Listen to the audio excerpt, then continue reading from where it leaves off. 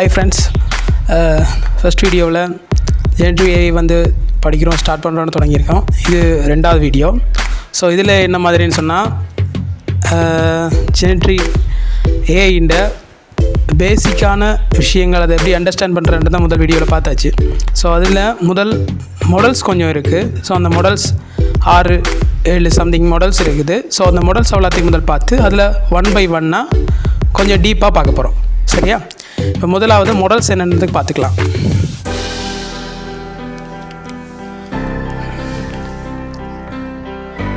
Okay, உங்களுக்கு show ஆகும்னு நினைக்கிறேன். Deep generative models. இதில் ஃபேமிலி ஆஃப் டிஜிஎம்ன்றது வேறு எதுவும் இல்லை, டீப் ஜெனரேட்டிவ் மாடல்ஸ், அதுதான் டிஜிஎம்ஸ்ன்னு சொல்கிறேன். ஓகே, இதில் இப்போ 6 ஃபேமிலி ஆஃப் டிஜிஎம்ஸ் 6 மாடல்ஸ் இருக்குது. இதில் 6 மாடல்ஸை பார்த்தீங்கன்னா முதலாவது ஜெனரேட்டிவ் அட்வர்சீரியல் நெட்வொர்க்ஸ், ரெண்டாவது வேரியேஷனல் ஆட்டோ என்கோடர்ஸ், மூன்றாவது டீனாய்சிங் டிஃப்யூசிங் ப்ராபபிலிட்டி மாடல்ஸ், இது ஸ்கோர் பேஸ்ட் மாடல் அப்படின்னு சொல்லுவாங்க. இந்த பேர்கள் ஞாபகம் இருக்கட்டும், அப்படி இல்லைனாலும் நாங்கள் 1 by 1 ஒவ்வொன்றையும் டீப்பாக பார்க்க போகிறோம். ஸோ அதனால் எந்த பிரச்சனையுமே இல்லை. நாலாவது ஆட்டோ ரெக்ரெசிவ் மாடல்ஸ், அது கீழே லார்ஜ் லாங்குவேஜ் மாடல் அப்படி போட்டிருக்காங்க, LLM அப்படி சொல்லுவாங்க. இந்த பேர்கள் இந்த ஷார்ட் ஃபார்ம் எல்லாம் கேள்விப்பட்டிருப்பீங்க, LLMன்றது லார்ஜ் லாங்குவேஜ் மாடல்ன்றது. அடுத்தது 5th ஒன் வந்து ஸ்டேட் ஸ்பேஸ் மாடல்.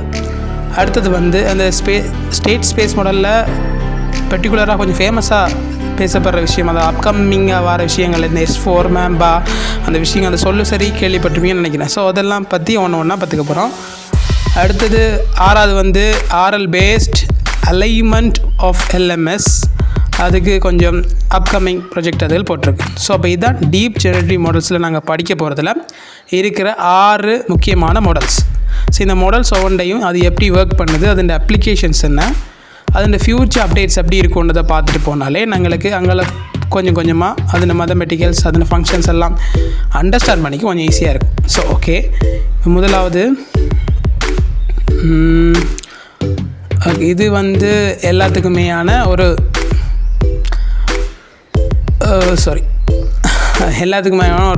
டயக்ராம் மாதிரி, இது ஏஐயில் தான் ஜெனரேட் பண்ணி எடுத்தேன். இதில் நாங்கள் இன்றைக்கி எதை பற்றி பர்டிகுலராக பார்க்க போகிறோம்னா ஜெனரேட்டிவ் அட்வர்சீரியல் நெட்வொர்க், கேன்ஸ்ன்னு சொல்லுவாங்க, GANS, கேன்ஸ். ஓகேவா? இப்போ இதில் முதல்ல ஃபஸ்ட்லேருந்து வருவோம். Okay, generative adversarial networks. So இதை பற்றி தான் இன்றைக்கி பார்க்க போகிறோம். இது என்னது?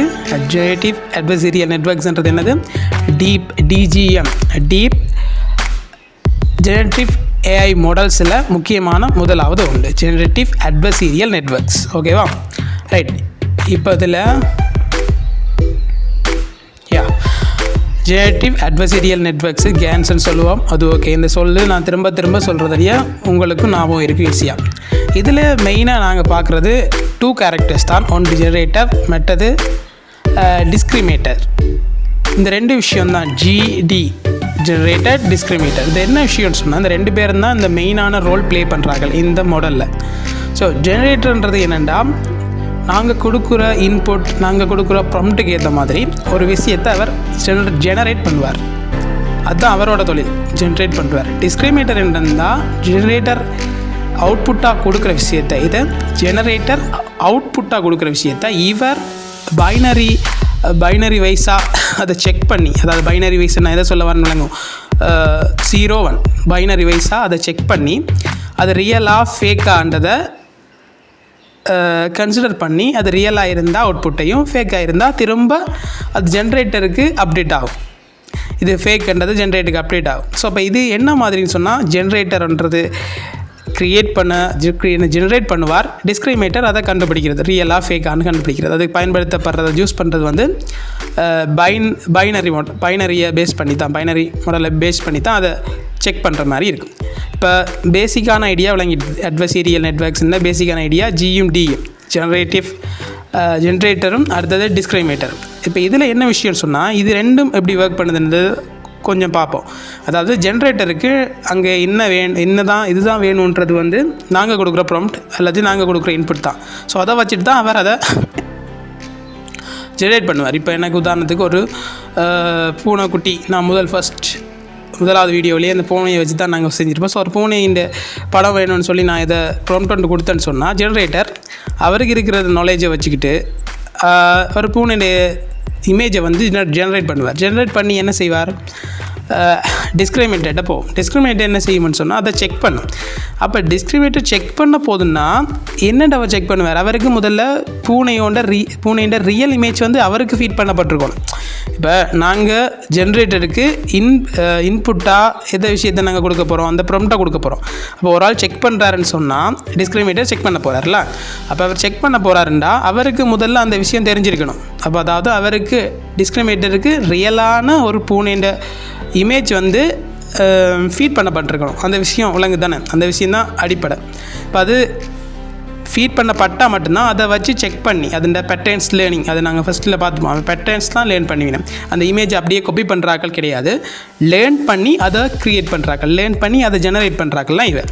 ஸோ அப்போ அதனால் பேட்டர்னை லேர்ன் பண்ணி எதுண்ட நாங்கள் கொடுக்குற ரியல் ஃபேஸ் மீன் ரியல், நாங்கள் இங்கே யூஸ் பண்ணுற ரியல் கேட்டுண்ட பேட்டர்னை ஜூஸ் பண்ணி அதை லேர்ன் பண்ணி தான் ஜென்ரேட் பண்ணுறது ஃபேக்காக ரியலான்றதை அவர் டிசைட் பண்ணுவார். ஸோ அப்போ இங்கே டிஸ்கிரிமினேட்டருக்கு என்ன மெயின் விஷயம், அங்கே ரியலான ஒரு ரியல் இமேஜ் வந்து கொடுக்கணும், ஃபீட் பண்ணப்படணும். அந்த விஷயத்தை விளங்கியிருந்தால் சரி.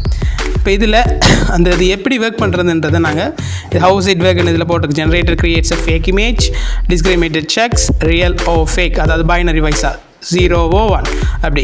Generator inputs of foolish discrimination, student tries to cheat, teacher try to catch. இந்த விஷயத்தை நாங்கள் சும்மா ஈஸியாக அண்டர்ஸ்டாண்ட் பண்ணுறதுக்காக ஒரு விஷயம் போட்டிருக்கோம். இப்போ ஜென்ரேட்டர் என்ன மாதிரினா ஸ்டூடெண்ட்ஸ் மாதிரியா, டிஸ்கிரிமினேட்டர் வந்து டீச்சர் மாதிரி. ஸோ இப்போ நான் எழுதி கொடுக்குற ஆன்சர்ஸ் எல்லாத்தையும் யார் செக் பண்ணுவார், டீச்சர் செக் பண்ணுவா தானே. டீச்சர் செக் பண்ணும்போது அது ரியலாக ஃபேக்கான, ரியல்னா கரெக்ட் இல்லைன்னா ஃபால்ஸ். ஸோ அப்போ அதை செக் பண்ணணுன்னா அந்த டீச்சருக்கு அந்த விஷயம் தெரியும், அதனால் செக் பண்ணக்கூடிய மாதிரி இருக்குது. ஸோ அப்போ இங்கே ஸ்டூடெண்ட்ஸ் டீச்சரை சீட் பண்ண ட்ரை பண்ணிகிட்டு இருப்பார். அதாவது ஜென்ரேட்டர் டிஸ்கிரிமினேட்டரை சீட் பண்ண ட்ரை பண்ணிட்டு இருப்பார். ஆனால் டிஸ்கிரிமினேட்டர் என்ன செய்யும், அந்த பிழை எல்லாத்தையும் கண்டுபிடிச்சி, அதாவது அதில் இருக்கிற ஃபேக்கான விஷயத்தை கண்டுபிடிச்சி ஃபேக்குன்னா ஃபேக்குன்னும் ரியல்ண்டும் கன்வெர்ட் பண்ணுறது அது என்ன வேலை. ஒரு வேளை இப்போ இதில் ஒரு பூனோட ஃபேஸை நான் ப்ராம்ப்ட் கொடுத்துட்டேன். ஜென்ரேட்டர் ஒரு கேட்டோட ஃபேஸை ஜென்ரேட் பண்ணிடுச்சு. டிஸ்கிரிமினேட்டருக்கு அது போகுது. இப்போ என்ன செய்யும், டிஸ்கிரிமினேட்டர் ரியலாக ஃபேக்கான்றதை பைனரி வைஸாக செக் பண்ணுது. இப்போ டிஸ்கிரிமினேட்டருக்கு ரியலான ஒரு பூனோட இமேஜ் வந்து ஒன்றில் நிறைய ஃபீட் பண்ணோம். ஸோ நிறைய ஃபீட் பண்ணியிருக்கு தானே, அதை வச்சுட்டு இது இந்த பேட்டர்னுக்கு ஏற்ற மாதிரி இருக்குன்றதை ஓகே செக் பண்ணிட்டாருன்னு வைங்களேன். செக் பண்ணி அந்த பேட்டர்னுக்கு ஓரளவு ஓகேவாக இருக்குதுன்னு சொன்னால், இது மேத்தமெட்டிக்கலி ஃபங்க்ஷன்ஸ், அதை நாங்கள் பின்னால் படிப்போம். அது ஓகேவா அந்த பேட்டர்ன்ஸுக்கு ஏற்ற மாதிரி இருக்குன்னு சொன்னால் அவர் என்ன செய்வார், ஓகே இது ரியல்ன்றது அவர் ஒரு ஓகே பண்ணுவார் தானே, ரியல்ன்றது ஓகே பண்ணுவார். அப்படி ஓகே பண்ணிட்டாருன்னு சொன்னால் இப்போ ஜென்ரேட்டரால் ஜென்ரேட் பண்ணப்பட்ட அந்த இமேஜ் இருக்குது தானே, அது டிஸ்கிரிமினேட்டரில் அப்டேட் ஆகிடும். ஸோ இப்போ இன்னொரு டைம் அந்த விஷயம் வந்து ஜென்ரேட்டர் வந்து அதே இமேஜை க்ரியேட் பண்ணும்போது டிஸ்கிரிமினேட்டர் ஃபேக் அண்ட் இது கொடுக்க தேவையில்லை, அது ஏற்கனவே அங்கே அப்டேட் இருக்குது தானே. ஸோ அதனால் அது ரியல் அண்ட் அவுட்புட்டை கொடுக்கக்கூடிய மாதிரி இருக்கும். அடுத்த விஷயத்தை பார்ப்போம்.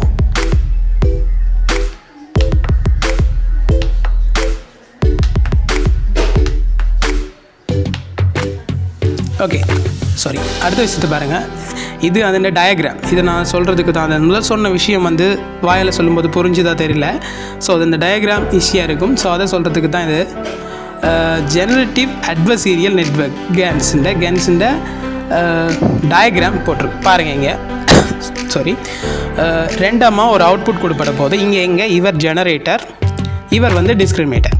ஸோ அப்போ இங்கே சொன்ன விஷயம் ஃபர்ஸ்ட் ஸ்லைடில், இதுக்கு முதல் ஸ்லைடில் சொன்ன விஷயம் இங்கே அப்ளை பண்ணி பார்ப்போம் என்ன மாதிரி இந்த டயக்ராம் ஒர்க் பண்ணதுன்றதை புரிஞ்சுக்க முடியும். இப்போ இங்கே ரெண்டமாக ஒரு இன்புட் கொடுக்குறோம், ஜென்ரேட்டருக்கு கொடுக்குறோம் என்னென்னு ஏதாவது ஒரு இமேஜை ஜென்ரேட் பண்ண சொல்லி. ஸோ அப்போ இங்கே ஜென்ரேட் என்ன செய்யுதுன்னா ஃபேக்கான ஒரு இமேஜை, ஃபேக்குன்றது ரெட் கலர் இருக்குது நான் வச்சுக்கோங்க, ஃபேக்கான இமேஜை ஜென்ரேட் பண்ணுது. ஸோ ஜென்ரேட் பண்ணுற அந்த இமேஜை எங்கே போகுது, டிஸ்கிரிமினேட்டருக்கு போகுது. டிஸ்கிரிமினேட்டர் செக் பண்ணு தானே. இப்போ செக் பண்ணுறா எதை வச்சு செக் பண்ணுவோம், அவருக்கு ஏற்கனவே ஒரு விஷயம் ஃபீட் பண்ணியிருக்கணும், அதுதான் இங்கே இருக்கிற ரியல் இமேஜ். இவர் வந்து ட்ரூவான ஒரு விஷயம். ஸோ இப்போ இவர் ஃபீட் பண்ணப்பட போகிறார், அதுதான் ட்ரூவான விஷயம் க்ரீனில் இருக்குது.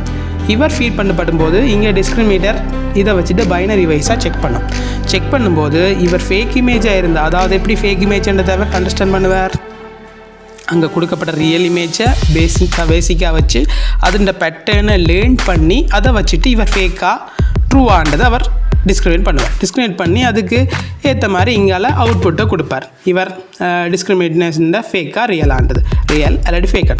ஒருவேளை ஃபேக்காக இருந்தால் என்ன நடக்கும், அந்த விஷயத்தை நான் வச்சுக்கணும். ஃபேக்காக இருந்தால் அப்டேட் ஆகும், எங்கே ஜென்ரேட்டுக்கு அப்டேட் ஆகும். அவர் அப்டேட் ஆகி திரும்ப அவர் இன்னொரு இமேஜை ஜென்ரேட் பண்ணுவார்.